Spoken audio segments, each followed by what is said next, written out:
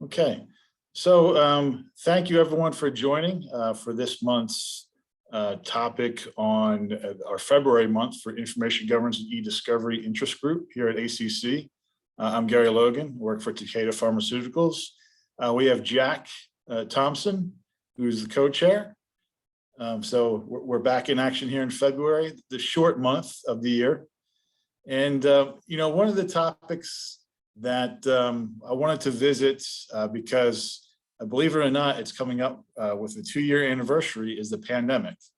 So the topics and questions we're going to look at is a COVID-19 update and the drive to a digital workplace, because a lot has changed coming up on 2 years.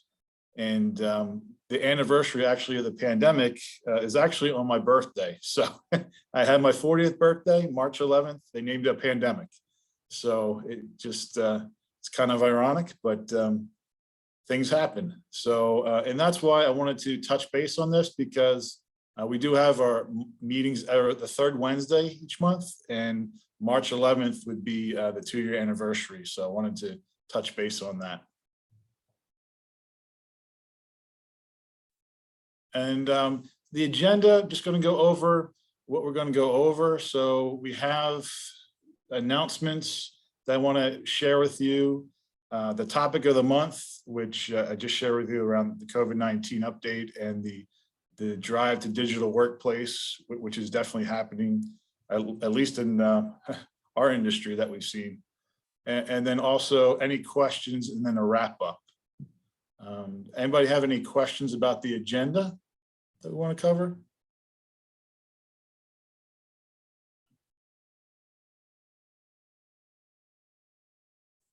All right, just some announcements. So it's coming up on a year for me being ACC chair. So my co-chair, Jack Thompson, will eventually be taking over as chair.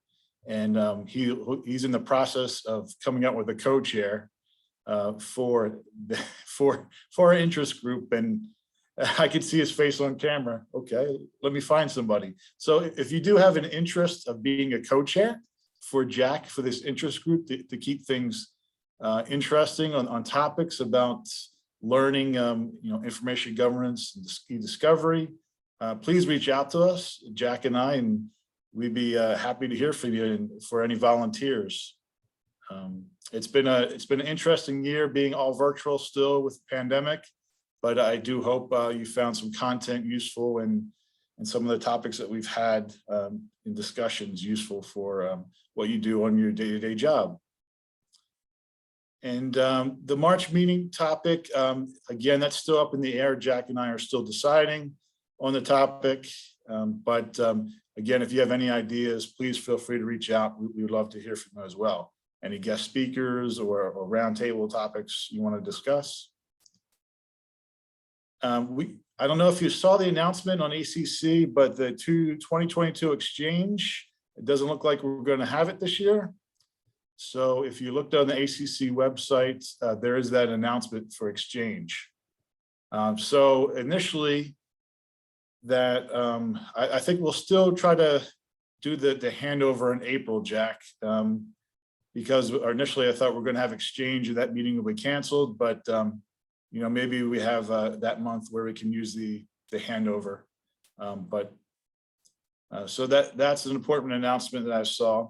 The other ones, we do have some maturity models on ACC as well. So we were involved with reviewing the DEI maturity model at one point. That is now online. So I know there's a lot of initiative going on with our companies for DEI. So to give a maturity model there, please feel free to use that as a resource. I kind of downloaded it myself just to have. As well as Maturity Model 2.0. I initially thought we were still working on this, but it looks like they have something down where you can download from the ACC site on legal operations. It's about 33 pages long if you're an ACC member. So I'm going to take a read about that because I haven't reviewed it myself. So that's another thing that has recently come out for you to take a look at. And the purpose of the 2.0 model was to be enhance the version 1.0 as technology has evolved, et cetera, and what that maturity model looks like in a nowadays world. So definitely check that out, and I will too. So those are the key announcements there. Jack, do you have any announcements that you want to go over? Or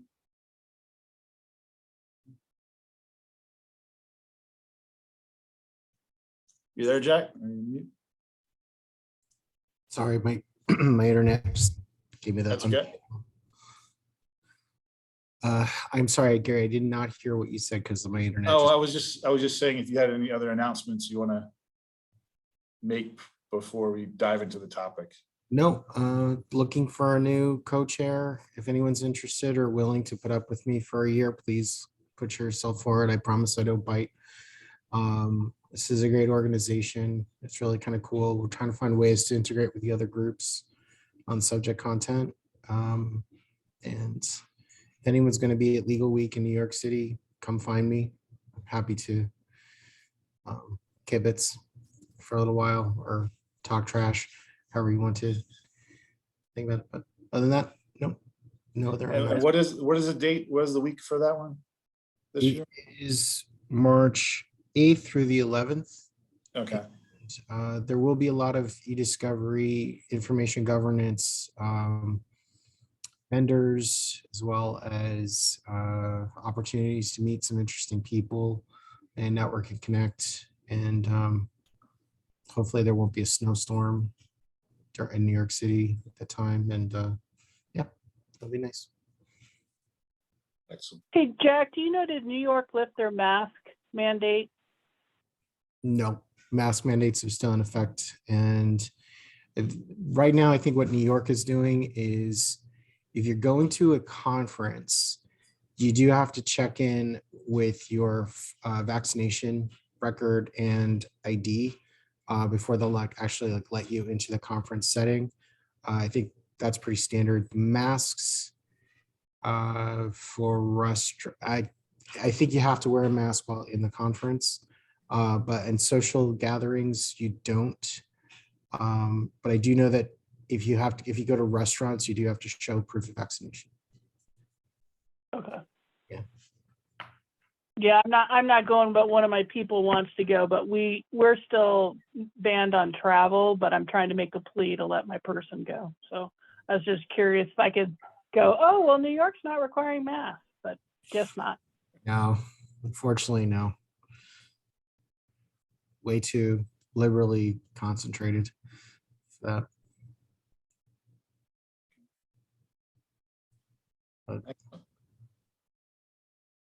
That's a great reminder about Legal Week. Thanks, John. Yeah. Appreciate that. Sure. Anything else we want to go for announcements? Anybody else have anything?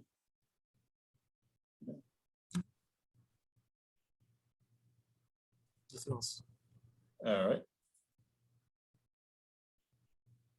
Okay, so I mean, there's basically 3 items I wanted to cover and go over, and I just wanted to hear from you and on your thoughts on some of these items. I know for our company, the fiscal year, end of fiscal year is coming up. We have end of March. Some companies have calendar year, ours is end of fiscal year. So it's always kind of good to kind of reflect. For my situation, we have goals and objectives coming up, development plans due, to go over what we learned through the year. But this is a 2-year period, and just to reflect of where we started to the current day and what has actually changed the way we work and what some of the records that we govern and information, and are we even doing discovery different now? So the pandemic started in 2020, March 11th. Same day as my birthday is when they labeled it a pandemic. And then ever since, we've been mostly virtual. And I don't know about everybody else, but 2020 has been a blur. I barely remember that year. 2021, similar. There's the start of the hybrid model potential. And then, do we go back? Do we not go back? So I believe some companies may have implemented a hybrid model, some may have not, some may have held back. So there's a lot of things going on from the day it started to the current day. I assume most people or companies are still virtual, but again, it could be different depending on the company and what you do. So, there's a whole timeline in there. So anybody have any thoughts on item one and reflect back on, when this thing started and, to the current day and what impact that it has on everybody?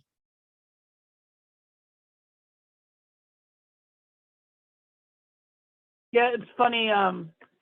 So my mom called me last week and said, "Hey, are you available for dinner on March 13th?" And I'm like, "Why March 13th?" And she's like, "Don't you remember that was the day you came home from that conference in Phoenix, right as the governor was closing our state?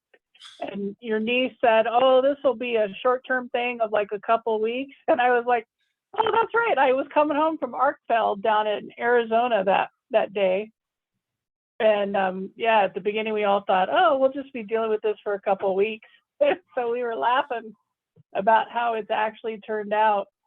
And so now she wants to have a dinner to celebrate 2 years of pandemic, which cracked me up.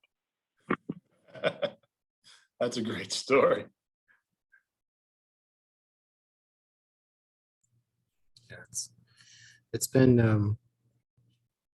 interesting. I mean, in 2020, I think I never experienced being so busy in my life, with just a pure influx of, hey, I can't meet you in person, where I was actually thrilled. I'm like, oh, thank God. I hate being in person with a lot of people. It's just maybe my personality, but at the same time, it was just an over influx of trying to teach individuals how to use Zoom properly, and then assessing every risk possible that could happen, and not on the legal side versus trying to deal with the cybersecurity aspect of it and then dealing with them. So I call it was the year of the plumbers taking over, because it was like the support people who like fix things were like the shining rock stars, because we were keeping the lights on. And now it's back to normal where, oh, can you handle this? I'm like, no, you can do it yourself now. So it's the age of self-service push. But for eDiscovery, it turned into, in my mind, dealing with everything remotely. That means collections and processing, and actually reinventing a lot of rules, and then reassessing how do we use our vendors appropriately, how do we increase the size of our FTP links, how do we enforce privilege, how do we communicate with our records management people on what scanning looks like and creating metadata. How do we keep I hate to say this, but how do we keep the salespeople from overloading our mailboxes, which I think is still an issue. But that actually was a huge change in the environment, as to where providers had to rethink how they sold, because there was no more on-site. That I think was one of the biggest changes I've ever experienced, just to see how many vendors are just never able to compensate for that and have to relearn how to engage with people. And unfortunately, I think it's become sort of a bigger problem, where as potential buyers of solutions and thought leaders, we're being overloaded by some relationships that are still standing, that are great, that's fine, but I think there's just an over trolling of LinkedIn profiles and bots out there. And I mean, I'll be very honest with you, 100 years ago, I did clinical trials, and apparently now I'm being targeted for clinical studies, not to perform on me, but more or less to, buy a technology. And I'm like, I have nothing to do with that. And that's been something years before, I did that. So why are you bothering me with that? And it's just because they see the word operations in my title. And it's kind of annoying. I don't know if anyone else is feeling that, but I think it's kind of the cause and effect where, you know, a lot of people had to rethink how they're going to connect with clients. And we all know the discovery and InfoGov market is very heavily saturated with vendors that, you know, they can't have the chance to build that in-person relationship. So they're going out and buying these tools that, you know, troll your internet profiles or your histories and then bombard you. And I'll be very honest with you, I've been very vehement about it. I've said some very nasty things to people. I'm like, dear you unsuspecting, unsolicited troll bot, please leave me alone. You have already been blacklisted. I will find you. And no restraining orders have happened yet, thank God. But at the same time, this is interrupting my workday. And I think it's caused a lot larger an issue from COVID. And I think it's something that we as corporate people in legal departments that either have decision-making power or influence over a process in this particular market are going to be experiencing. And I hate to say it, but Legal Week, I'm praying it actually takes place so I can actually see some of these people and say, I'm not interested, leave me alone, turn the bot off. Or yeah, but do you have any idea how many things I'm fixing now because of COVID? I can't get to you. You may have the most innovative thing tomorrow, but I have an IT department that I have to deal with, or I have a business structure that I have to support. It's not that simple thing that your 5Xer has told you, oh, make a sale. I'm like, you'll wait 2 years. That's my cycle. So it's recommunicating, I think, a lot of what has happened in the sales cycle world. That's a lot of jumble words. I have a big dark mark on my record for a lot of vendors now. I'm not apologizing one way or another. I'm just saying, look, don't aggravate me. I'm too old for this crap. I'm too busy. I don't care. I've got 20 different people I have to report to on one subject. So you might have the magic switch, but it's going to take me like 2 years to figure out you have it and then buy a business case for it. So stop with the emails. It's not going to change my mind. Yeah, I had to assign one of my people in 2019 to handle all the vendor inquiries. So now everybody on my team, as well as our larger legal department, they just forward the email. They add the word vendor to the subject line and forward the email to my person. And then she tracks them.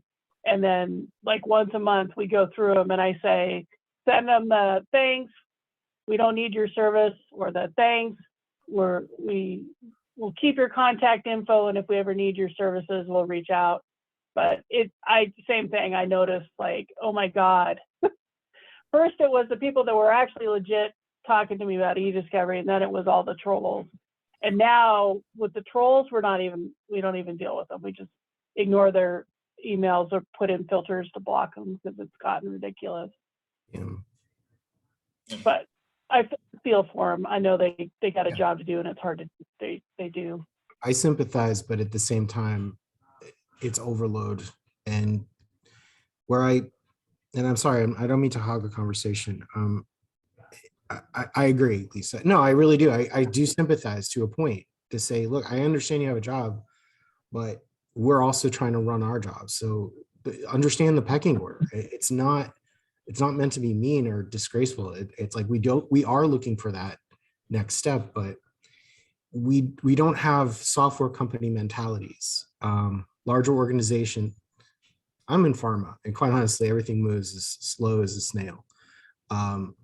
We just don't have this liberation of innovation all the time. So it's hard for us to make a sale right away or make a decision. We have to go through committee by committee by committee by committee.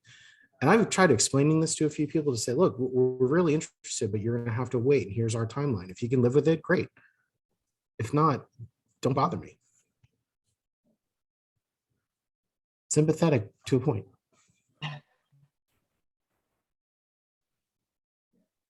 Sorry, I'll stop talking now. No, that's quite all right. Anybody else? I mean, it has a big impact, and there's a lot of good stories. So, this is Elaine Russom. I was just going to say to Jack's point, I think it feels a little bit fruitless on a vendor's part to be just reaching out to people that they see on LinkedIn to say, hey, look at this really great product that we have. Because quite honestly, that's not where I start. If I'm looking for a product, I'm going to my procurement group saying, hey, could you get me a Gartner report, or could you get me something, some kind of independent report that's going to kind of evaluate the vendors for me so that I know who to even reach out to with an RFP. I'm not going to jump at somebody connecting with me who sends me an email or tries to call. I can't even answer my phone anymore because I don't know who it is. So if they leave a message, I assume they really want to talk to me, and then I'll call them back. But otherwise, I don't answer my phone anymore. It's just gotten so bad. And then I have to set up rules in my mailbox to send all those vendors to one spot. And some days, if it's a slower day for me and I'm feeling sympathetic, sometimes I'll reply back and say, thanks, we're not looking for this right now, but I've saved your information. And honestly, no, I haven't, because I know we're not going to be looking for a solution in that space at all, ever. So it is a little bit frustrating. It could be a full-time job. I do feel for them. I wish that there was a better method for them in reaching out to folks for sales, for doing sales, but I wish there was a way to help communicate to them. This is not the best way to go about it. You should be looking at those third parties and selling your product to them, and how fabulous it is, because that's where I'm going to go when I'm looking. Yeah. I could recount my story of there's a company that you all know that made a very large mistake in my mind, both in their marketing as well as their approach, where they said, well, why are we bothering with legal people? We should just go after the IT people because they understand the cloud. You're selling legal services to an IT group. How many of us think that that's a bad idea?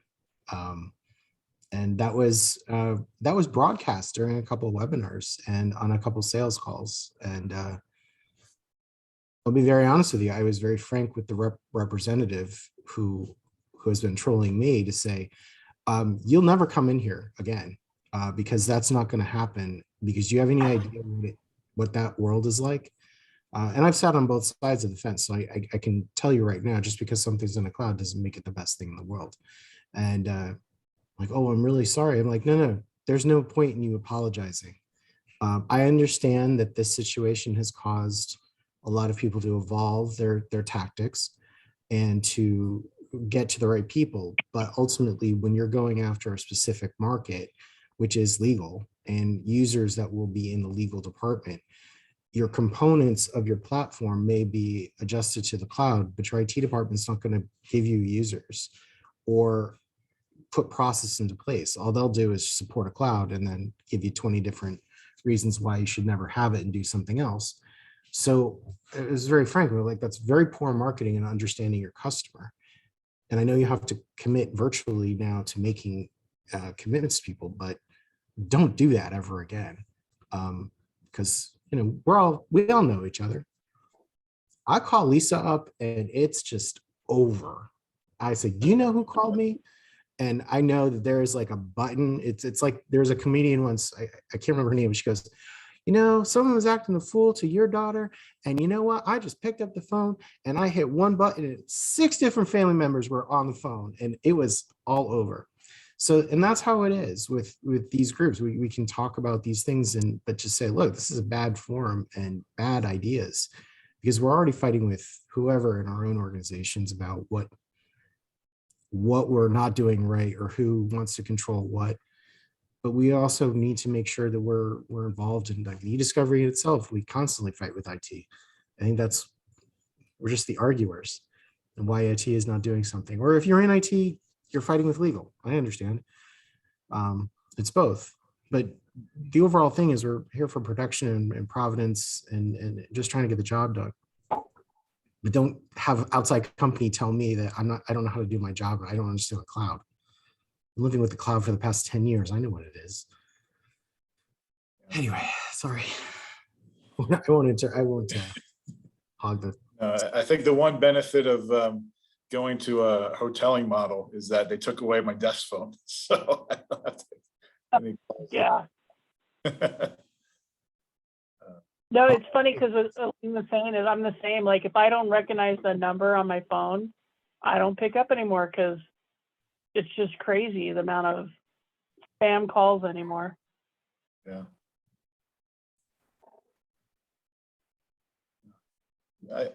I just remember, I started running the electronic archival service at my company around 2018, 2019. And when this pandemic hit, there was a lot of panic on paper records, and, no one could go on site to get them. And, and then all of a sudden digital just took off because, no one could be on site. So you had to have electronic records. So I was just busy 24/7 now. It just totally switched from, our team had mostly paper retrievals, but then, because of the pandemic, some of the inspections stopped for a while, and, it was just a whole freeze. And then, it just changed. And now it seems like everyone is on a digital mindset now. And, to Jack's point, there's a lot of AI out there now. There's a lot of bots. And now there's this whole mindset of, okay, let's implement the technology. But then I think, okay, well, have you even figured out your process yet on how to use it before you even implement it? So, I think this whole pandemic has started a technology shift where we're forgetting about some of our processes first. What is our process around it? And how are we going to use it? And what is the intended use? At least that's what I see, in some of these functions that we support. They want to have digital, but okay, but how are you going to use it? And what does that look like? And what process are you going to use it for? So I see that as some of the impact on some of the processes. And is it technology first or process first anymore? Sometimes I don't know, with the mindset shift. For information governance, I think we have new types of records like vaccine cards now, document management systems for that. I mean, I don't know how many companies are maintaining vaccine records now, and how long are you going to retain them? That question's come up. It's just opened up a lot of different things over the past couple of years. Is anyone having to either in your eDiscovery or InfoGov roles have to start tackle that? Like the record keeping for vaccination records? And I mean, I know there's lawsuits already with employers. It's a tricky slope, but is anyone already starting to see what dealing with your retention rules on that particular subject? I haven't yet. Yeah, I mean, we had to deal with it in that we're a government supplier. So we got put under that Biden mandate initially. And so it was a really weird mix in the company because some people immediately complied and provided the card images.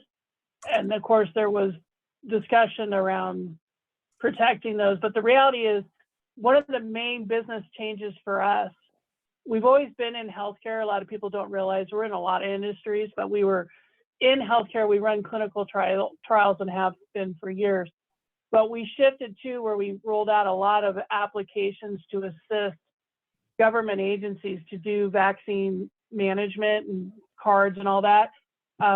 So actually getting the cards and securing them wasn't a challenge. It was, how do we push mandatory compliance on a global workforce that may really not want to do this? And so what we saw was I was really watching what the communication, so they were very soft pedal at the beginning. Then as we got close to that deadline that Biden had in place, you started getting a little bit stronger wording. And then right when it was going to be like, oh, I got to see what the next one's going to say, because it's at the point they got to force people to do this. And then they withdrew the mandate. So then now we're back down to, some people complied, some people didn't. We didn't have any major protests. A lot of tech companies, people are probably familiar, like Facebook and Google, their employees are very activist. And it's not that we don't activist employees, but they're not as protest the headquarters as some other companies are. Because I kept waiting to see if this was going to be finally our public protest moment where people would raise a concern about the mandate, but we escaped by the smallest of margins. So, and I have not had it come up in employment cases yet. I was waiting to see that if we'd had to literally hold people's feet to the fire and let them go, I expected we would have lawsuits. But it brings up a good point of, I'm now learning in relation to something else, that now I kind of need to make sure that they keep those kind of communications and preserve them. Yeah. Because I have another type of case where it's relying on some communications that were done years ago. And it was like, thank God I kept some copies of some of this stuff. And so now I'm thinking with all this pandemic stuff, I'm going to have to archive off all of those communications that we did about, precautions and the process for screening before you could enter a campus. Because like Gary was talking about that whole, like I remember at the beginning of the pandemic, we were literally in the middle of a source code review, which is our tightest review work that we do. Like we literally hand deliver stuff and having logistic conversations of, we need to get a blank drive to this person, and then we need it to go to this place to get code on it, and then it has to go to this law firm. And it was like at one point, it was like a Western standoff. Our employee was in a parking lot, walked and set the drive down, walked away. The law firm employee came, walked up to the drive, wiped it with a sanitizing wipe, and then walked out. I mean, it was just crazy. Like, this is the kind of stuff we didn't think about. Like, when the package comes in, do you need to spray it with Lysol or use a bleach wipe on it? But you can't touch the hardware because you don't want to damage that. I mean, it was ridiculous. Some of this stuff we've had to deal with just for the health aspects and the logistics of some of this stuff. And with the paper records, it was the same thing. Like, we have daily tape pickups and then frequent paper pickups all over the world. And it was, in Asia, it was a whole different story of what they were allowed to do and what kind of restrictions they could put on people for, you couldn't come into a building without a nasal swab or a scan. Where in the US, we had totally different rules. So we all my groups became mini experts of what different countries were doing for screening. And then it was, okay, if we screen people, can we keep those records?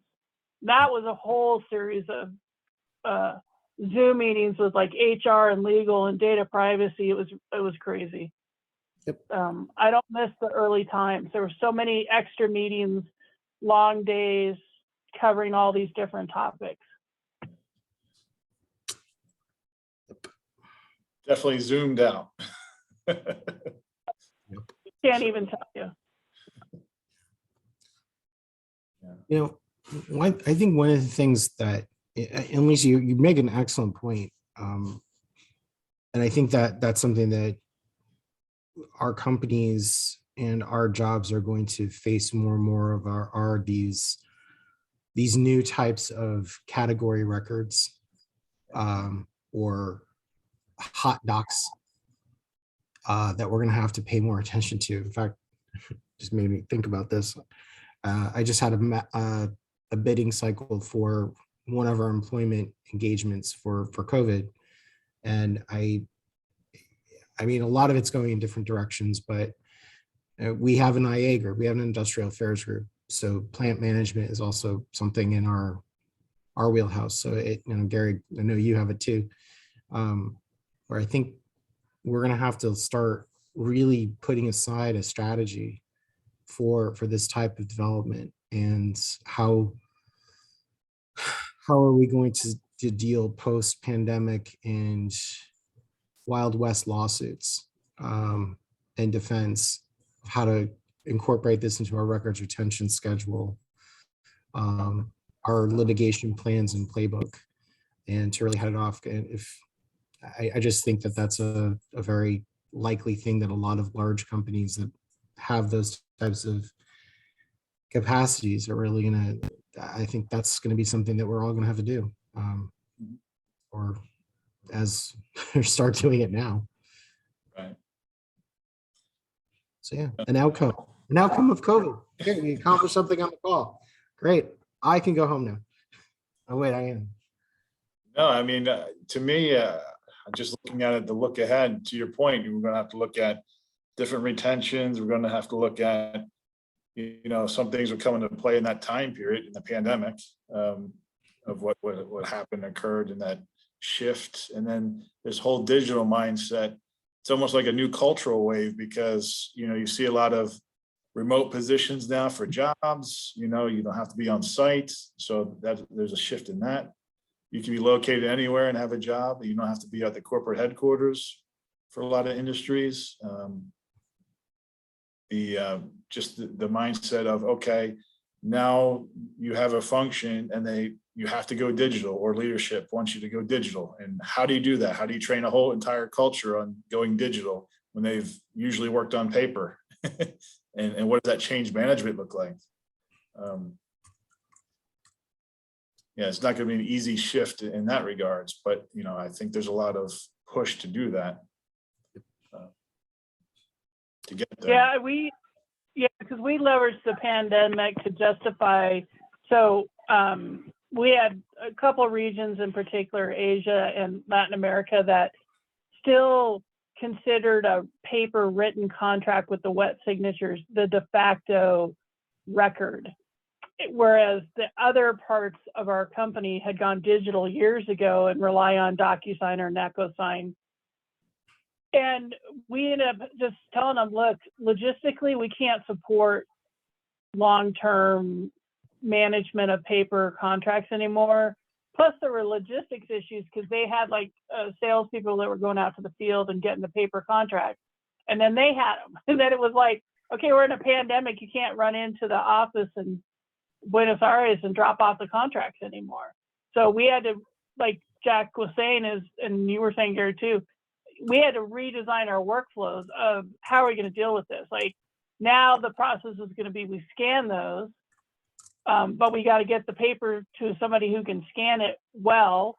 And then we got to get it destroyed properly or stored properly, depending on which way they went. And then, have those scanned images easily accessible for disputes or issues. And so that was a whole multi-month thing where we went through okay, we got to change this, and we got to work through that change management, cultural management change, because it was culturally, and I totally understand, having done litigation down there, why they have the concerns about having the paper. But just convincing them, look, okay, in some cases, we'll let you keep the paper, but it's going here. And for 3/4 of that work, you'll just look at the digital image. And then when we really need to produce the paper, then we'll worry about producing the paper. But that was a whole different change for them.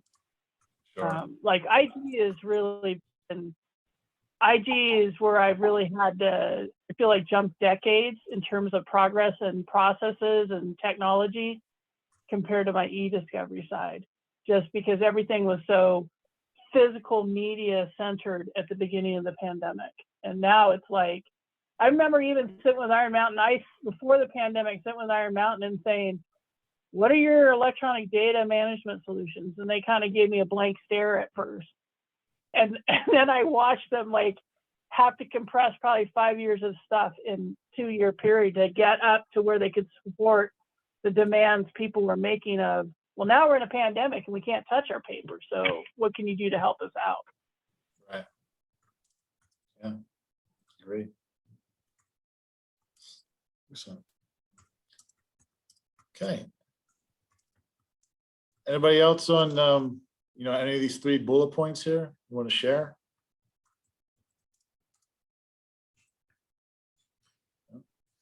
Anybody? I think the final bullet point should be, what is everyone's favorite cocktail post-COVID? And how many have I had to drink in order to get meetings? Yeah. I think that'll be our April time. We'll do a mixology class where we name a cocktail after a specific arm of eDiscovery. I like it. I like my favorite phrase became, there's not enough wine. during pandemic, because like that was my answer to so many things that got thrown at me was there's not enough wine for me to deal with this. But I thought one interesting thing about the pandemic too has been the juxtaposition of this in theory is a period of increased data privacy protections, yet I know so much more about people that I never knew. It's like TMI versus data privacy, like just, because when we were trying to do logistics and stuff, people having to acknowledge health issues that prohibited them to get exposed. And it's like, I felt horrible because I really don't want to have to know that stuff. But then at the same time, when people are saying, oh, I can't do this, other people above me are saying, well, we have to have a valid reason. And it's like, okay. So that was interesting too, of defining those lines of how much can I know or not know. And then of course, I'm sure other people experienced staff working for you or with you that got COVID or their family members got COVID. And so just the emotional well-being of employees, I feel like I've been a combo parent therapist for 2 years. And I'm curious, has that kind of been other people's experience? Yes, for sure. That's another type of record, the opt-out forms. Mm. I felt like we went through, like we were starting some pretty big digital transformation before the pandemic. And I felt like during the pandemic, things actually got easier for me managing our eDiscovery program, which I think is a little bit contradictory to what most people experienced. We had more data types, but we had fewer locations where that data was stored. And we already have some, good technology and processes in place for our eDiscovery. Plus, I felt like people actually thought about us and brought us to the table to talk to us about it before they decided where all these new data types were going to be located and how we could potentially, get at it and who would be responsible for it and all that kind of good stuff. So, yeah, things actually got better for me. No, you actually bring up a great point, because I run the electronic archival service and people started to care where their data was. You know, it's on a file share. They're like, oh, we probably should move it somewhere else, or, put it in one place so they know where all their records are.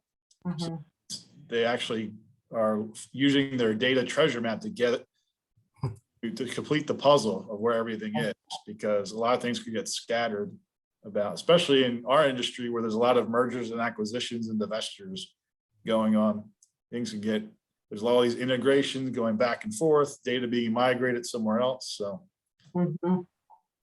I think another thing that was really cool is we found new uses for our eDiscovery tools, like our review platform. We started using that, like the girl that would respond to subpoenas as they'd come into the organization. She would print up all the records, go through them hand by hand, and redact everything. And then to make sure you couldn't hold it up to the light and see it was on it, she'd print it all again and then send it off with the redactions. And now we actually taught her how to use our eDiscovery tools so that she could review and redact right in the tool, and that we could electronically send all that information. And she just, it was kind of fun at the end of the year of 2020. We had, our general counsel's office had brought up some, positive things that came out of the pandemic, and hers was, I just realized I don't have to print anything anymore. I've saved about 20 trees, so that was kind of cool. should have loaded up on electronic signature software stock, DocuSign. Yeah. See, now there's my pain point, because we have so many different people sending out things for employees to sign, but no real final resting place for personnel records, and it's like, okay, whose account in DocuSign are all these documents stored in, and who's keeping track of that? Right. And trying to launch a project for personnel records. I also run our employee dispute resolution program. And we have, anytime we hire somebody, they've got to sign a DocuSign saying that they agree to the terms of the dispute resolution program. They are in so many different envelopes throughout DocuSign. And then what's the retention on those envelopes? I had to have them extended out to like 9,999 days because they keep pushing off this project because they have other other priorities, but it's going to be a disaster. You know, every time one of the attorneys looks at me and says, "Hey, could you get me a copy of their signed agreement?" I just cringe. I absolutely cringe. Yeah, interfaces. Yeah. It's a big one. Yeah. Is the signature stored as an embedded object or is it part of the document? I ran into that one before COVID, and I was like, okay, wait a minute, we're screwed, because technically speaking, the documents are two different things, and it's like, wait, no one kept it in its original format, so technically no judge will actually buy this. So it was really, yeah. Well, I think we have our DocuSign set up so that the certificate attaches directly to the signed document, and then it can't be altered afterwards. So I think we've been pretty safe, but yeah, I think it depends what you're using and how you're using it. Thankfully, this is a long time ago, so I'm Oh yeah, pretty sure. I think it's definitely improved since. Yeah. Yeah. That's a good point in the larger picture. Like, just look ahead. I was just reading an article yesterday about eDiscovery in the cloud and stuff. And like, my team is more and more becoming true technologists. Like, not only do we have to know about applications that exist, we have to know how they friggin' work and where all they stick stuff, and like what gets embedded with its parent thing, what doesn't. You know, what is, like, you know, M365, you're looking at an email, but the file's over in Teams or SharePoint, and knowing those interconnections. And I feel like I spend now a good portion of my time explaining to attorneys how this all works and how it is tied to each other.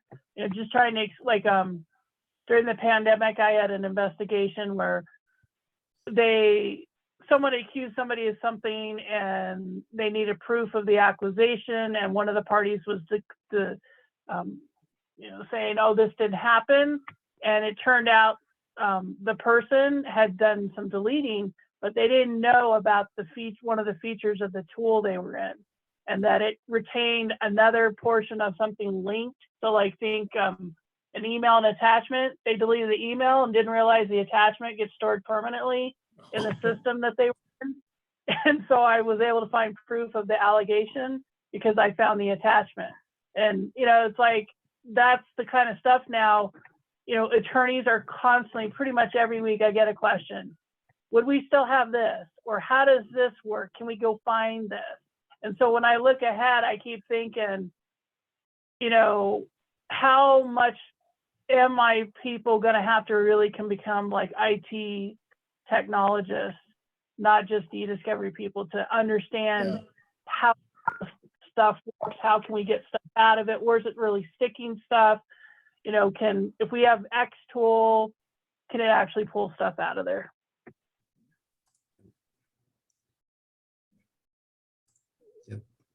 This slide here, I just have some other questions to think about. You know, if any company has implemented on-site or hybrid model yet because of the pandemic, work-life balance, what is your company doing? I know we've had a lot of virtual happy hours, coffee chat sessions virtually. You know, it seems like I'm on 24 hours a day. I could be, because of I'm global archival service, so I could be on with Japan in that time period, or Europe. So there's a lot of hours on the computer. And then what resources, because legal counsel is now interested in data digital. I know ACC is a good resource for data and digital, but what other resources are out there that legal counsel has been using besides us for legal operations and to give support? Is there any other tools out there or subscriptions that you use? Or well, sorry, go ahead. Well, I can just talk to the first bullet point. We have implemented, it's actually an on-site hybrid remote model. So if you're within 60 miles of one of our main centers, you're considered remote. Most employees are considered hybrid if they live within that 60 miles. And then anyone that is critical to business operations and has to be on site is considered on site only. So we actually have a classification within Workday. They started, we just kind of started implementing it. They did kind of like a test round. Some of us have been classified, and I think when we start thinking about going back in the office, we're going to have to get everybody else classified. But so the only time, if you're classified as hybrid, the only time you're going to be required in the building is for like team activities or, you know, certain types of meetings or whatever.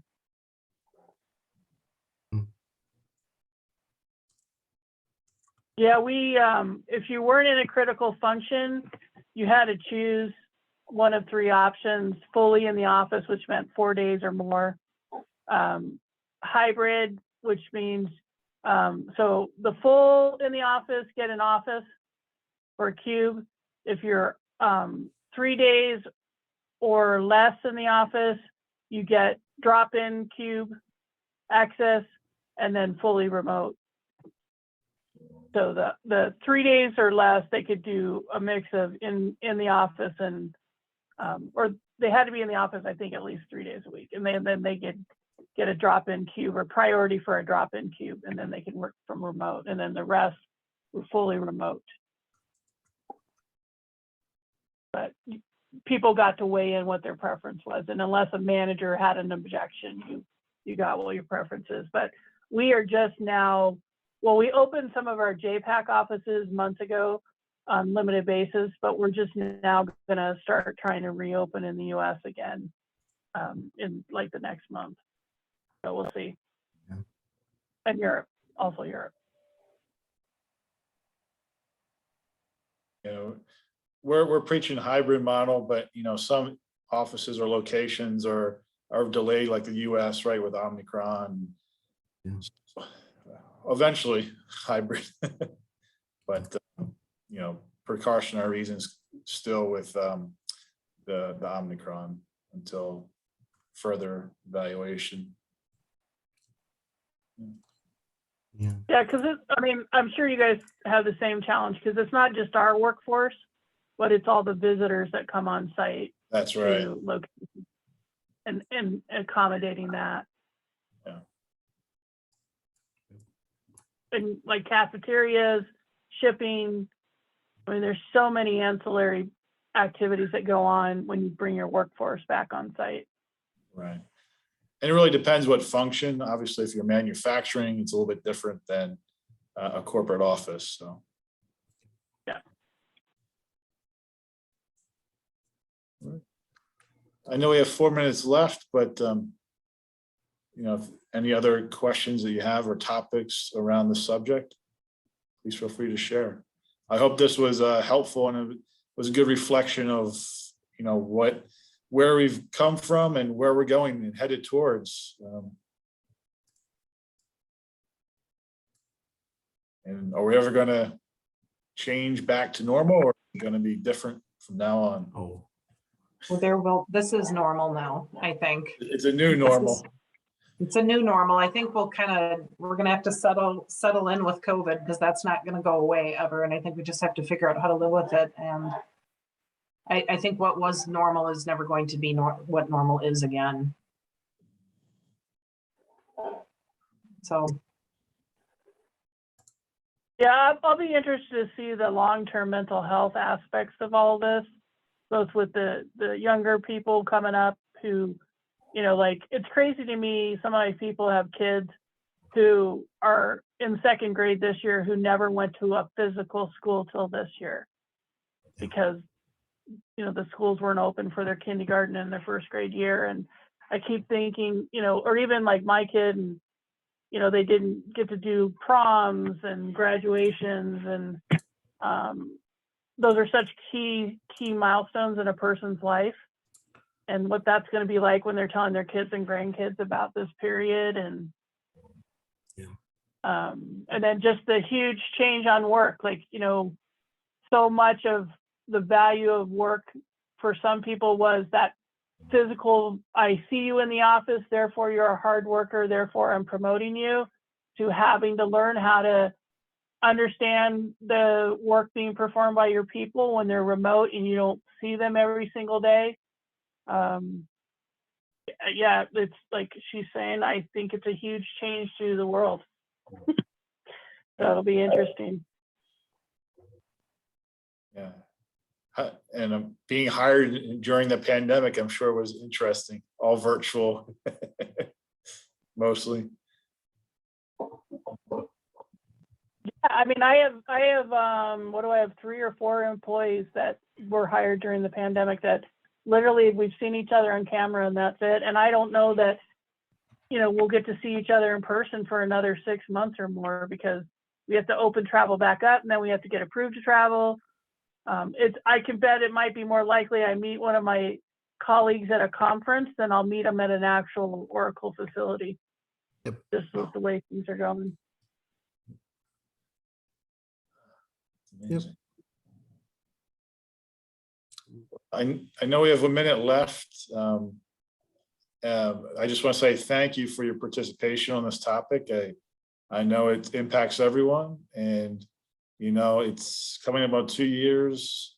I don't know whether to celebrate or you know or what the reaction is, but I do know it's impactful on our work and our culture and our work life. So you know, I guess you know, from my point of view, digital is here to stay. You know, the remote work is definitely here to stay, and you know, we'll have to adapt to the change as best as we can. Yeah. Okay. Any other thoughts, comments before we close the meeting? Discussion, thank you. Excellent. No, thank you thank you for your time. I know it's difficult a Wednesday at 3 for a lot of people, especially coming towards the end of the fiscal year with, you know, a lot of companies. So it's busy time. So definitely appreciate it. And we're looking forward to you in March. So thank you. See you then. Thanks, Bye. everyone. Take care. Have a great one.